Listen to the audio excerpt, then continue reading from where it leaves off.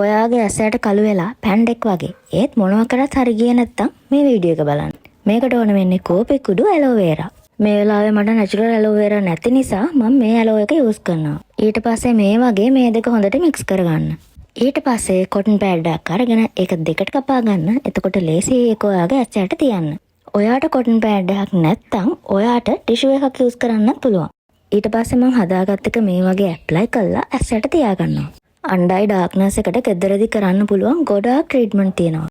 මේකට හනි යූස් කරන්න පුළුවන්. ඊට අමතරව තේකොළ වලින් කරන වෙනම ට්‍රීට්මන්ට් එකක් තියෙනවා. ඔයා මේකට ගෙදරදී ට්‍රීට්මන්ට් කරන කෙනෙක් වුණත්, බ්‍රෑන්ඩඩ් ප්‍රොඩක්ට් යූස් කරන කෙනෙක් වුණත් මෙන්න මේ වැරදි කරොත් ඔයාට රිසල්ට් හම්බෙන්නේ නැහැ. මහරය වෙනකම් ෆෝන් නොබන්න එපා. අම්මත් කියනවනේ එක දිගට නිදි මරන්න එපා. ඔයාගේ ඇස් වෙහෙස කරන්න එපා. පුළුවන් හැම වෙලාවකම අයි එක්සර්සයිස් කරන්න. මේ දේවල් හරියට කළා ඉක්මන රිසල්ට් ගන්න ඔයාලටත් පුළුවන්. අදට ගිහින් එන්න. බයි බයි.